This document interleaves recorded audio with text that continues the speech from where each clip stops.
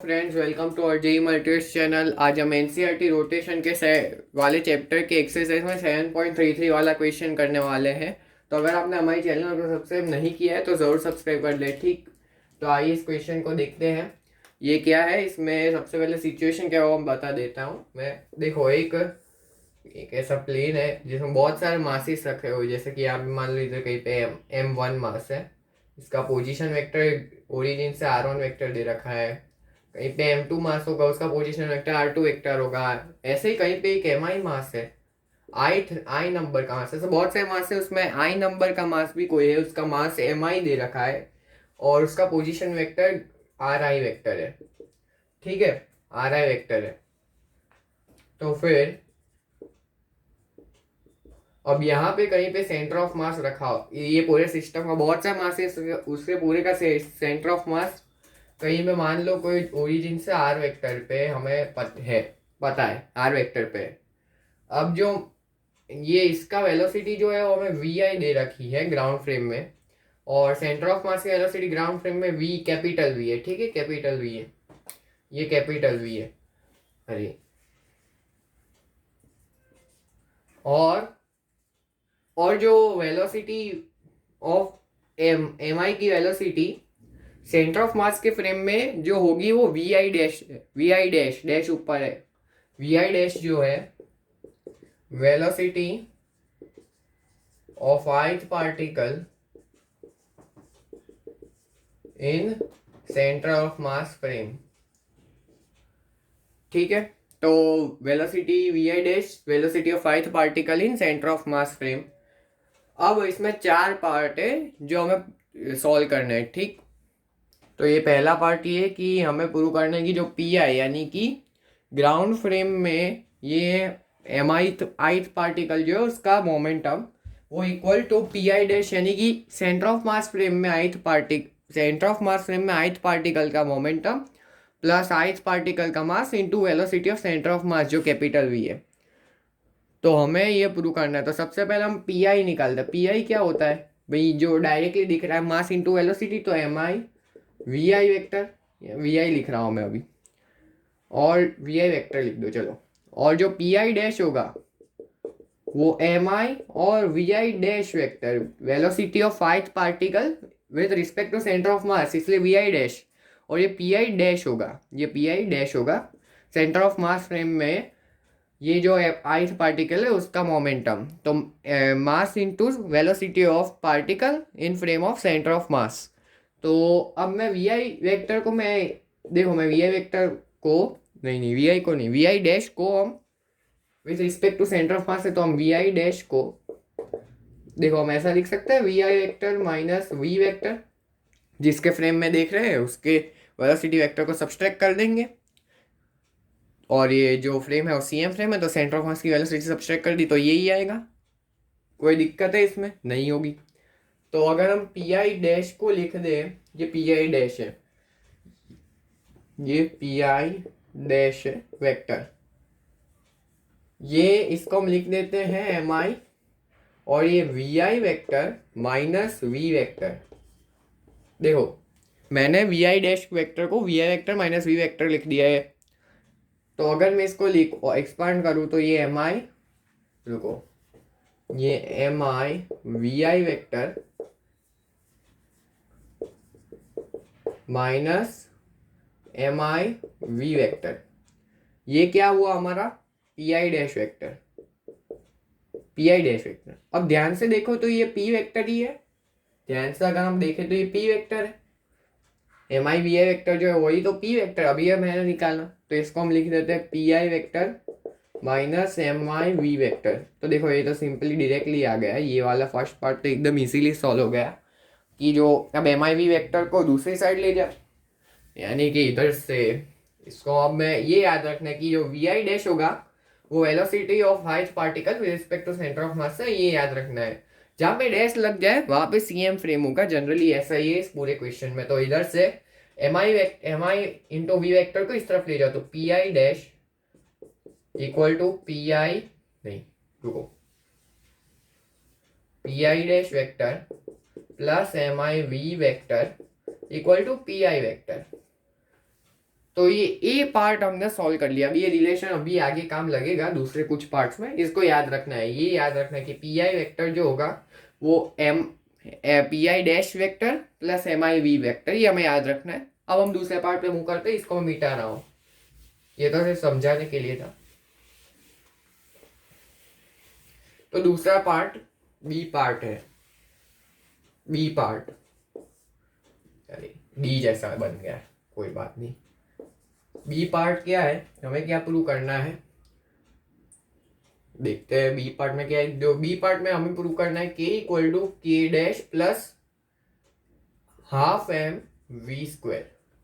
अब ये क्या है, ये सब डिनोशंस क्या है वो मैं बताता हूँ। देखो के क्या है, सिस्टम की काइनेटिक एनर्जी। के जो है सिस्टम की काइनेटिक एनर्जी है ग्राउंड फ्रेम में, और जो के डैश है वो सिस्टम की काइनेटिक एनर्जी है सीएम फ्रेम में। सीएम फ्रेम में सिस्टम की काइनेटिक एनर्जी, ये जो एम है कैपिटल एम वो सिस्टम का टोटल मास है, और जो वी है वो सेंटर ऑफ मास की वेलोसिटी है। तो हमें ये एक्सप्रेशन प्रूव करना है। तो ये कैसे प्रूव करें भाई, देखो इसको सॉल्व करते हैं।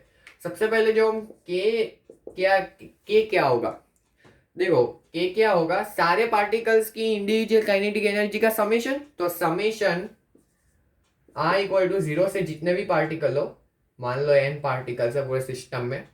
अब मैं ये सब नहीं लिखने वाला क्योंकि बहुत लंबा चला जाएगा। समेशन मतलब आई इक्वल टू 0 से n, हमें याद रखना है।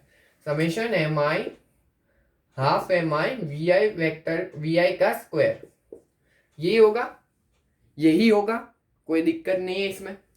और जो के डैश होगा वो क्या होगा, समेशन, अब ये समेशन वाला आई इक्वल टू 0 से n, अगर कुछ अलग होगा तो मैं उस वक्त लिख दूंगा। तो ये क्या होगा, सारे पार्टिकल्स की सेंटर ऑफ मास फ्रेम में काइनेटिक एनर्जी का सम।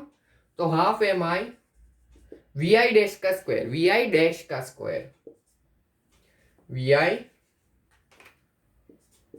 डैश का स्क्वायर। तो देखो ये समझ में आया क्या लिख दिया हमने। जो के होगा वो ग्राउंड फ्रेम की काइनेटिक एनर्जी है, के डैश है वो सेंटर ऑफ मास फ्रेम की काइनेटिक एनर्जी है। तो अब देखो इसको हम सिंप्लीफाई करते हैं। तो के, अब देखो वी आई डैश को हम वी आई माइनस वी लिख सकते हैं, V I vector minus V vector. अब स्क्वायर ही तो है, तो सब तो वेक्टर लिखने का मतलब नहीं रहा। तो अगर हम देखो इसको मैं लिख देता हूँ summation half M I V I minus V का होल स्क्वायर। मैं इसको लिख रहा हूँ वी आई माइनस वी का होल स्क्वायर, चलो वेक्टर लगाई दो, कोई प्रॉब्लम नहीं। तो भाई अब इसको हम लिख देते हैं summation half M I V I vector का स्क्वायर प्लस वी वेक्टर का square minus 2 V I V. अभी ये सिर्फ मैग्नीट्यूड का प्रोडक्ट है, कोई डॉट प्रोडक्ट नहीं है, ठीक है। माइनस 2 वी आई वी, इसलिए वेक्टर में नहीं लिख रहा था। तो ये बात है। अब वेक्टर हम नहीं लिखेंगे तो अभी कोई प्रॉब्लम नहीं होगा। तो अब मैं इसको इस तरफ सॉल्व कर रहा हूं, इसको इस तरफ सॉल्व करते हैं। देखो अब इसको एक्सपांड कर देते हैं हम, समेशन को मतलब ये चीज को हम एक्सपांड कर देते हैं। देखो इसको हम ऐसा लिख सकते हैं, इधर लिख रहा हूं मैं summation half M I V I का स्क्वायर। अब इसको अलग अलग समेशन में ब्रेक कर दे, ऐसा हम कर सकते हैं, समेशन की प्रॉपर्टी का हम ऐसा कर सकते हैं, एम आई वी का square minus summation half M I into 2 V I V. तो 2 से 2 तो गया। अब ये क्या है, ये चीज क्या है, देखो ये दोनों चीज सेम है जी, बिल्कुल ये दोनों चीज सेम है। तो के डैश, ये के डैश था, ये के डैश था, वो ये के प्लस, अब देखो v कांस्टेंट है तो v का स्क्वायर भी कांस्टेंट होगा। तो v स्क्वायर को बाहर ले लेते हैं, समेशन के बाहर v square, summation v square by 2 को भी कॉमन ले लो, समेशन एम आई, यानी कि ये टोटल मास हो जाएगा समेशन ऑफ मासेस। तो ये टोटल मास हो गया, तो इसको मैं m लिख देता हूँ, जो हमने अभी टोटल मास हमने देखा एम वी स्क्वायर माइनस, अब देखो इसमें भी v कांस्टेंट है तो v को बाहर ले लो, समेशन के बाहर v summation M I V I. अब ध्यान से देखो तो ये summation M I V I क्या है, सिस्टम का मोमेंटम। देखो summation M I V I क्या है, सिस्टम का मोमेंटम है, क्योंकि हर एक पार्टिकल का इंडिविजुअल मोमेंटम का हमने समेशन ले लिया है। तो समेशन एम आई वी आई जो है सिस्टम का मोमेंटम है। अब सिस्टम के मोमेंटम को अगर आपने सेंटर ऑफ मास पढ़ा हो तो उसको हम mass, total mass into velocity of centre of mass भी लिख सकते हैं। देखो ये कैसे आया, इसको हम सेंटर ऑफ मास VCM की फॉर्मूला से ही डायरेक्टली आ जाता है, क्योंकि देखो VCM की फॉर्मूला क्या होती है, समेशन MI/VI बाय टोटल मास, यही होती है M1V1 plus M2V2 plus M3V3 से लेकर MNVN upon M1 plus M2 plus M3 से अप टू MN। यही होता है सेंटर ऑफ मास की वेलोसिटी।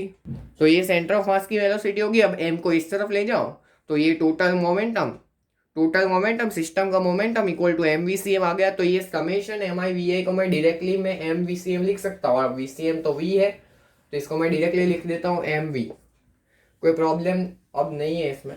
तो देखो अब दिख रहा है हमें, ये इसका सॉल्यूशन हमें दिख गया। देखो K डैश, तो जो K डैश होगा, अब ये MV² हो गया, तो अब K dash equal to K minus MV²/2 हो जाएगा।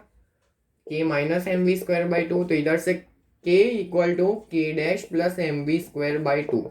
देखो यही हमें प्रूव करना था, तो ये भी सेकेंड पार्ट भी प्रूव हो गया। अब हम थर्ड पार्ट पे आते हैं। तो ये तीसरा पार्ट है कि जो L equal to L dash plus R cross MV। अब ये जो मल्टीप्लाई, वो मल्टीप्लाई वाला नॉर्मल मल्टीप्लाई नहीं, क्रॉस प्रोडक्ट है। तो इधर मैं वेक्टर ही दिखा देता हूँ, ये R vector cross MV vector. अब देखो L क्या है, सिस्टम का एंगुलर मोमेंटम अबाउट ओरिजिन। ठीक है, सिस्टम का एंगुलर मोमेंटम अबाउट ओरिजिन। तो अगर हम L को लिखे तो क्या होगा, अब देखो अब एक कार्टेशियन प्लेन से मैं समझाता हूँ इसको। अगर कुछ ऐसा हमारा प्लेन है, अब MI वेक्टर, MI मास है, वो सेंटर ऑफ मास से RI वेक्टर पे है, उसकी वेलोसिटी कुछ VI होगी। तो इसका एंगुलर मोमेंटम अबाउट ओरिजिन क्या आएगा, MI RI vector cross VI vector, ऐसा ही आएगा। ओरिजिन के अबाउट मोमेंटम तो यही आने वाला है ना, MI into RI vector cross MI vector. अब देखो पूरे सिस्टम का हमें चाहिए, तो इसका समेशन ले लो बस। तो यही होगा हमारा L वेक्टर। तो ये L वेक्टर हमारा यही होगा MI into RI vector cross VI vector.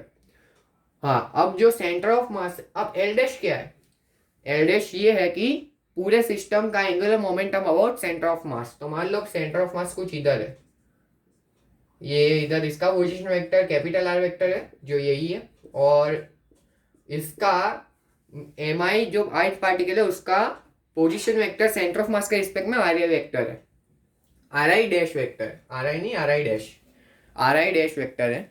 तो इधर से मैं अगर L डैश निकालना चाहूँ तो L डैश क्या आएगा, अब समेशन में डायरेक्टली लगा रहा हूँ क्योंकि सब मासेस का हम देख रहे हैं। समेशन MI RI वेक्टर, अब देखो सेंटर ऑफ मास के फ्रेम में वेलोसिटी में हम CM फ्रेम में ही लेंगे क्योंकि CM के अबाउट हम देख रहे हैं।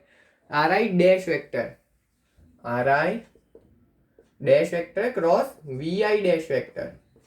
सेंटर ऑफ मास फ्रेम में हमें वेलोसिटी लेनी है। अगर L डैश जो होगा वो सेंटर ऑफ, जो कोई L डैश जो है वो क्या है, L डैश जो है वो सेंटर ऑफ मास फ्रेम में सेंटर ऑफ मास के अबाउट एंगुलर मोमेंटम है। यानी कि जो हम वेलोसिटीज ले रहे हो सेंटर ऑफ मास के अबाउट की वेलोसिटीज ले रहे हैं। सेंटर ऑफ मास के फ्रेम में जो वेलोसिटीज आएगी वो वेलोसिटी हम क्रॉस प्रोडक्ट में लेंगे, ऐसा इसमें दे रखा है। तो जो L डैश होगा वो summation MI into RI dash vector cross VI vector होगा। लेकिन अगर ग्राउंड फ्रेम में L डैश होता है, सेंटर ऑफ मास के अबाउट हमें ग्राउंड फ्रेम में बोला होता है, तो वो VI डैश वेक्टर की जगह VI वेक्टर था। लेकिन इसमें हमें सेंटर ऑफ मास की वेलोसिटीज को हमने लेकर सेंटर ऑफ मास के अबाउट हमने एंगुलर मोमेंटम निकाला है। तो जो L डैश है वो सेंटर ऑफ मास के फ्रेम में सेंटर ऑफ मास के अबाउट का एंगुलर मोमेंटम है।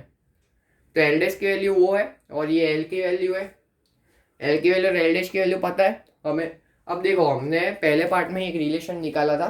क्या निकाला था कि जो PI वेक्टर जो होगा वो PI vector dash plus MI V, और V जो है V वेक्टर लिख दो। ठीक, अब देखो मैं इसको सबको R वेक्टर्स में इसका सबका क्रॉस प्रोडक्ट करवा दे रहा हूँ। तो देखो RI vector cross PI vector equal to RI vector cross PI dash का vector plus MI V vector. देखो हम करो रुको MI वेक्टर नहीं, plus RI vector cross MI V vector. देखो हमारे एक साइड क्रॉस प्रोडक्ट किसी भी सेम क्वांटिटी के साथ ले सकते हैं, ये प्रॉपर्टी होती है। अगर हमने वेक्टर्स पढ़ा हो तो पता ही होगा। अब ये भी क्या है, ये भी तो एल ही है। ये हमने M I R I vectors cross M V I vector होता है, तो मैंने M I into R I vector cross V I vector ले लिया, क्योंकि एम तो कांस्टेंट ही है, उसकी कोई डायरेक्शन नहीं है। तो अगर अब इसको मैं आर आई वेक्टर को क्रॉस पी आई वेक्टर भी लिख सकता हूँ, तो ये एल ही है। ठीक है, ये एल ही है, क्योंकि मैं एम आई को इस तरफ ले लेता वी आई के साइड, और बाद में R I cross M I V I vector, तो R I cross P I vector, simple. और ये अब इस देखो, इसको हम मैं सिंप्लीफाई करूंगा। आर आई वेक्टर को हम क्या लिख सकते थे, देखो आर आई डैश वेक्टर जो था वो R I vector minus R vector था, ऐसा था। तो मैं आर आई वेक्टर को इधर से क्या लिख सकता हूँ, R I dash vector plus R vector, ऐसा लिख सकते हैं हम, बिल्कुल लिख सकते हैं। तो मैं इसको सीधे R I dash vector plus R vector से रिप्लेस कर देता हूँ आर आई वेक्टर को।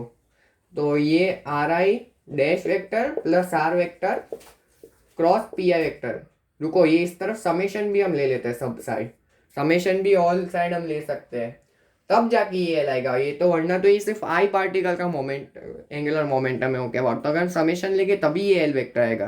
तो इधर समेशन तो है ही, ये देखो एल वेक्टर, देखो L vector equal to summation R I vector, R I dash vector plus R vector, R I vector को मैंने ये लिख दिया cross P I vector plus summation, अब मैं इसको ऐसा लिख देता हूँ M I vector, M I vector नहीं, एम आई तो मास ही है, इसका वेक्टर नहीं होता है, आर आई वेक्टर, ये बहुत खतरनाक जा रहा है, क्रॉस वी वेक्टर, कैलकुलेटिव है थोड़ा। ठीक, तो अब देखो इसको मैं एक्सपांड कर देता हूँ, अब इसको मैं मिटा रहा हूँ। देखो इसको मैं इधर से लिख रहा हूँ, इधर से एल वेक्टर जो होगा वो अब मैं इसको अलग अलग इंडिविजुअली एक्सपांड कर देता हूँ। देखो summation R I dash vector cross P I vector plus summation of R vector cross P I vector plus summation of, अब देखो वी वेक्टर तो कांस्टेंट है, तो इसको मैं ऐसा लिख देता हूँ summation M I R I vector cross V vector, मैं ऐसा लिख देता हूँ, क्योंकि ये तो कांस्टेंट ही है ना, तो एक ही बात होगी, कोई प्रॉब्लम नहीं है इसमें। मैंने इसको ऐसा लिख दिया।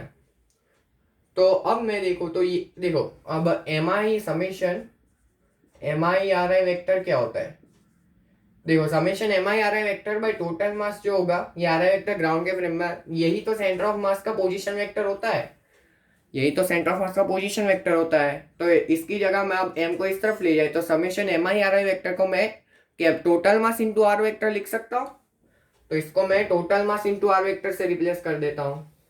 तो M R vector cross V vector ऐसा होगा।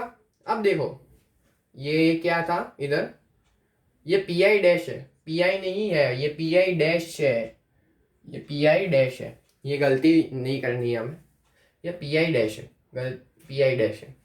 अब देखो ये आर वेक्टर कांस्टेंट है, तो इसको मैं अभी रुको ये दूसरे स्टेप में दिखाता हूँ समेशन, हाँ अब summation R I vector cross P I vector है, और ये एल डैश सेम चीज है, क्योंकि एम आई को मैं वी आई के साथ ले लूँ वी आई डैश वेक्टर के साथ, तो ये summation R I vector cross P I vector आ जाएगा। तो ये जो है वो एल ही है, तो एल प्लस समेशन, अब देखो आर वेक्टर कांस्टेंट है, तो आर वेक्टर को मैं बाहर ले लेता हूँ, आर वेक्टर रुको आर वेक्टर, ये एल डैश वेक्टर है, एल वेक्टर नहीं है,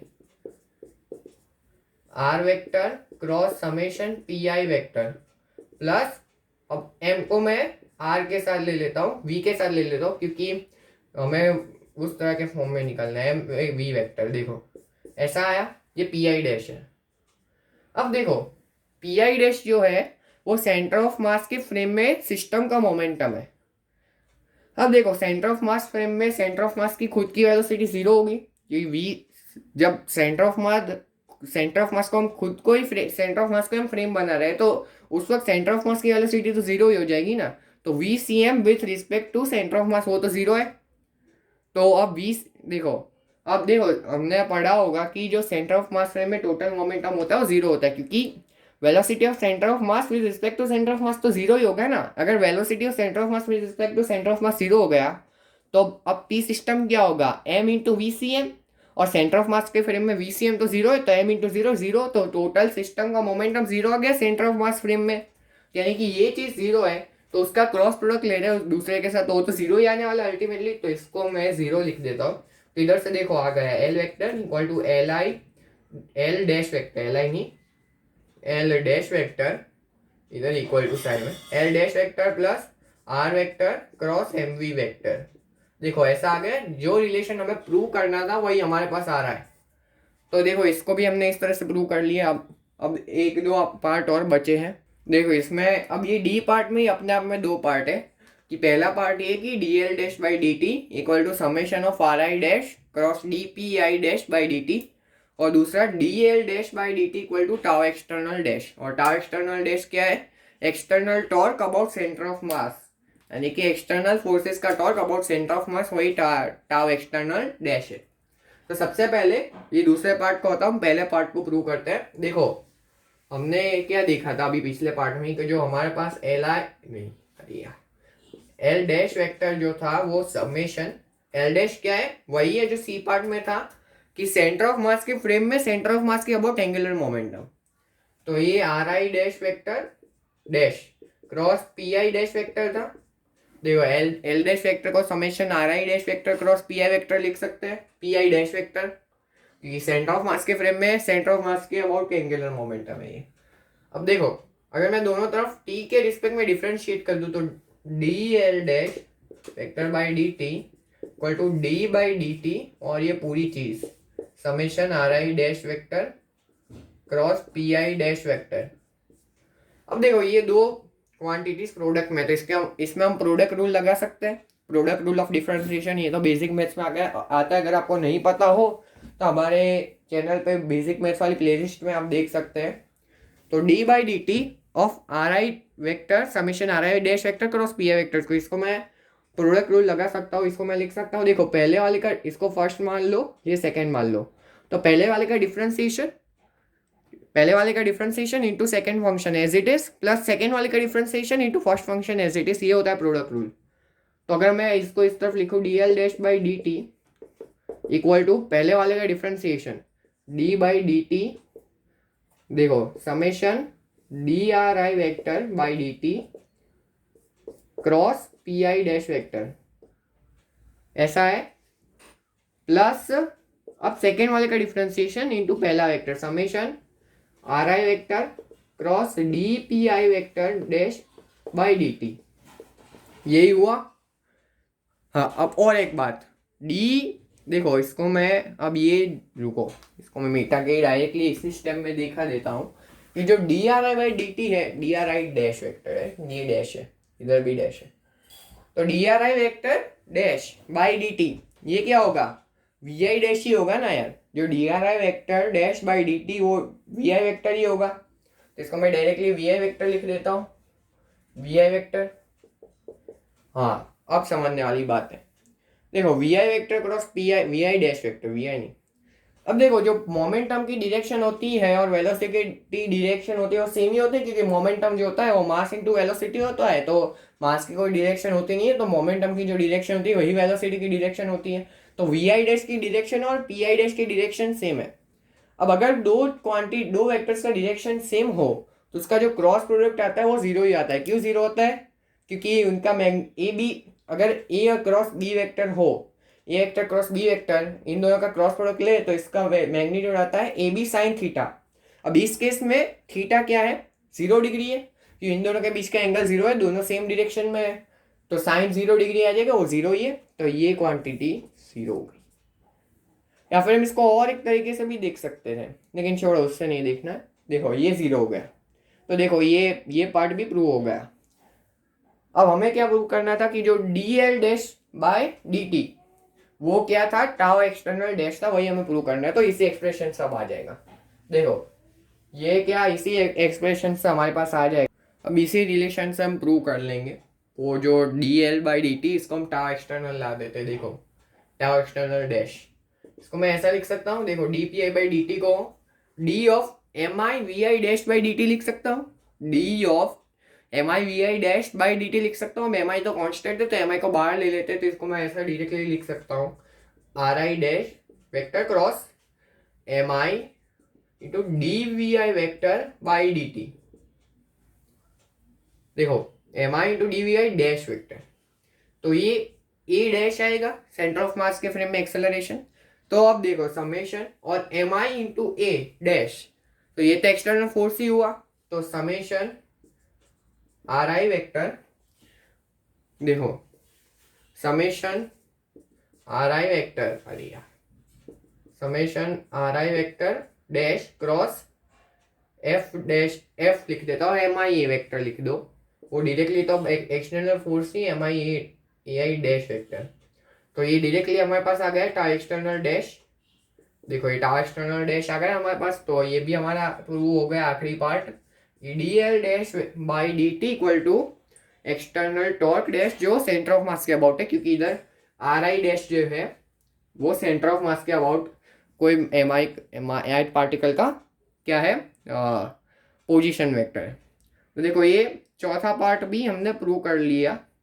तो देखो ये सारे पार्ट हमने प्रूव कर लिए। तो अगर हम आपको हमारे लेक्चर में मज़ा आया हो तो हमारे चैनल को जरूर सब्सक्राइब करें। Thanks for watching.